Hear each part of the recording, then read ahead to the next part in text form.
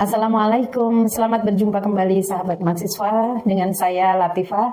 Dan pembahasan kita kali ini adalah mengenai mekanisme perpajakan atas transaksi pasar valuta asing.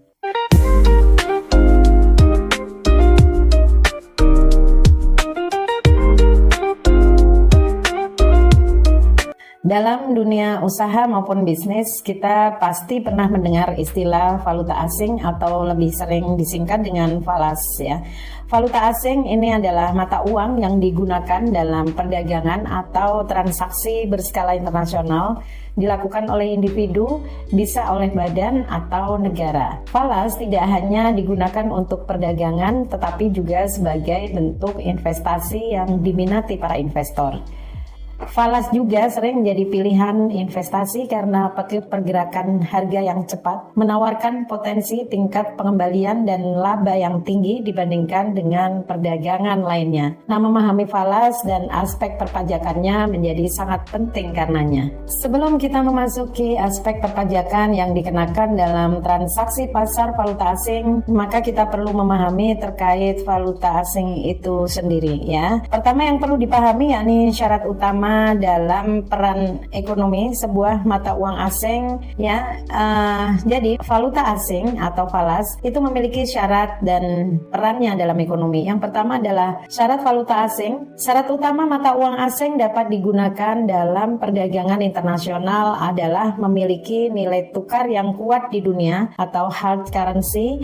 Nah, mata uang ini biasanya berasal dari negara maju seperti euro, yen Jepang atau dolar Amerika Serikat. Kemudian yang kedua, falas menjadi devisa. Nah, valuta asing ini akan menjadi devisa bagi suatu negara. Semakin sering mata uang tertentu digunakan dalam transaksi internasional, maka akan semakin menguntungkan bagi negara pemilik mata uang tersebut. Yang ketiga adalah posisi rupiah. Di Indonesia, mata uang rupiah masih tergolong sebagai soft currency karena nilai tukarnya relatif masih lemah dan jarang digunakan sebagai salah satu alat pembayaran dalam perdagangan internasional. Dalam penerapannya, valuta asing ini digolongkan menjadi dua jenis berdasarkan bentuknya.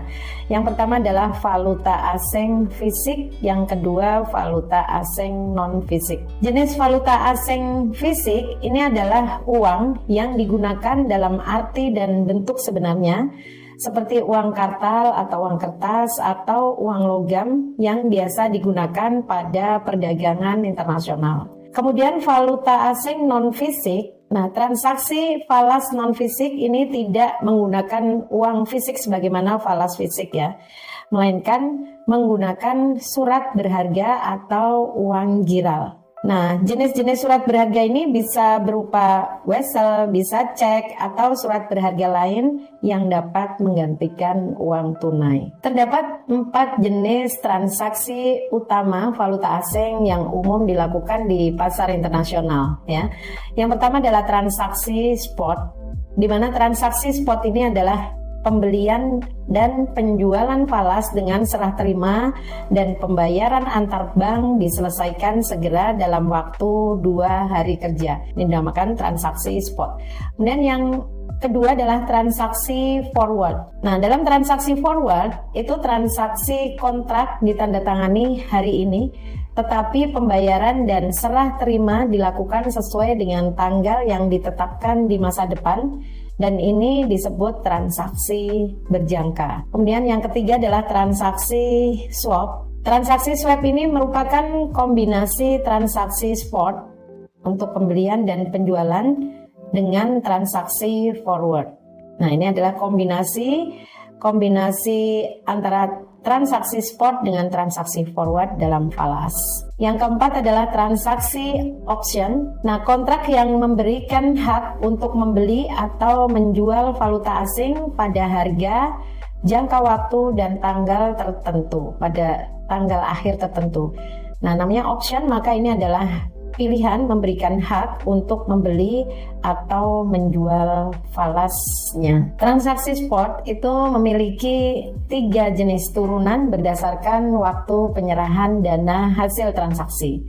ada value today, ada value tomorrow, dan ada value spot. Value today itu adalah penyerahan dana hasil transaksi yang dilaksanakan pada hari yang sama saat kontrak dibuat. Kemudian value tomorrow itu adalah penyerahan dana hasil transaksi valuta asing yang dilaksanakan pada keesokan harinya saat hari kerja. Kemudian value spot itu adalah penyerahan dana yang dilakukan saat 2 hari setelah kontrak tersebut dibuat. Memahami kurs valuta asing. Jadi kurs atau exchange rate itu adalah istilah kunci dalam keuangan yang berkaitan dengan falas. Kurs bisa didefinisikan sebagai suatu harga nilai mata uang yang bisa diukur dengan nilai mata uang luar negeri dan dapat dibeli atau ditukar dengan mata uang yang lain. Sehingga kurs valuta asing adalah rasio nilai antara mata uang lokal dalam negeri dengan mata uang lain dari negara lain. Nah, ini menunjukkan perbandingan nilai antara dua mata uang berbeda dalam kegiatan perdagangan internasional. Nah, dalam transaksi valuta asing terdapat 2 jenis kurs yang memiliki definisi dan fungsi yang berbeda bagi konsumen. Ya, ada kurs jual, ada kurs beli. Kurs jual ini merupakan harga mata uang asing yang diberikan oleh bank atau money changer ketika mereka menjual valuta asing kepada kita. Nah, sementara kurs beli adalah nilai yang digunakan oleh bank atau money changer ketika mereka akan membeli mata uang asing dari kita. Contoh yang digunakan dalam kurs jual, nah contohnya adalah digunakan saat kita menukar rupiah dengan mata uang asing, misalnya dengan kita menjual dolar US. Kemudian kalau kurs beli, itu contohnya adalah digunakan saat kita ingin menukar mata uang asing, misalnya euro ke rupiah. Itu dinamakan kurs beli. Lalu bagaimana aspek perpajakan transaksi valuta asing? Nah, perpajakan terkait dengan transaksi pasar valuta asing diatur dalam Keputusan Menteri Keuangan nomor 185 KMK 04 tahun 98 yang mengatur pengenaan pajak penghasilan atas pembelian valuta asing. Nah, tarifnya adalah 5%, ya. Tarifnya 5%, dasar pengenaan pajaknya adalah bruto.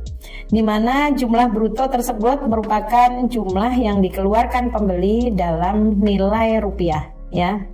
Jadi pembelian valuta asing didefinisikan sebagai transaksi yang dilakukan oleh orang pribadi, badan, atau bentuk usaha tetap dari penjual di Indonesia, misalnya di bank atau pedagang resmi falas yang sering disebut dengan money changers. Kalau demikian, ada pengecualian pengenaan pajak penghasilan atas valuta asing ini, ya. Jadi meskipun tarif PPh 5% tetap berlaku, terdapat pengecualian pengenaan pajak penghasilan dalam hal pembelian falas yang dilakukan untuk tujuan-tujuan spesifik. Di antaranya, jadi ada 3 kategori yang dikecualikan untuk pengenaan PPh valuta asing. Yang pertama adalah transaksi oleh penjual falas, pembelian valuta asing yang dilakukan oleh bank atau pedagang resmi valuta asing dikecualikan dalam pengenaan PPh falas. Yang kedua adalah dengan tujuan untuk pelunasan utang usaha. Nah, jadi pembelian falas dalam rangka untuk melunasi utang usaha yang telah jatuh tempo juga dikecualikan dalam pengenaan PPh valuta asing. Yang ketiga adalah kewajiban LC. LC adalah letter of credit, ya. Jadi pembelian falas untuk pemenuhan kewajiban dalam hal penerbitan letter of credit juga dikecualikan dalam pengenaan PPh valuta asing. Selanjutnya, apakah kewajiban penjual falas baik itu berupa bank maupun pedagang resmi?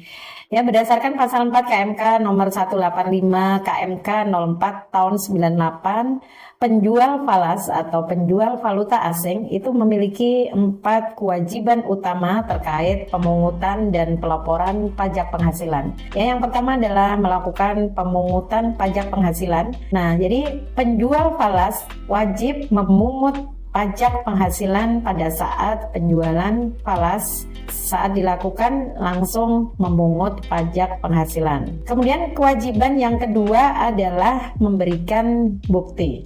Nah, penjual falas wajib memberikan bukti pemungutan pajak penghasilan kepada pembeli, baik itu orang pribadi atau badan saat melakukan pemungutan. Kemudian kewajiban ketiga adalah melakukan penyetoran pajak penghasilan.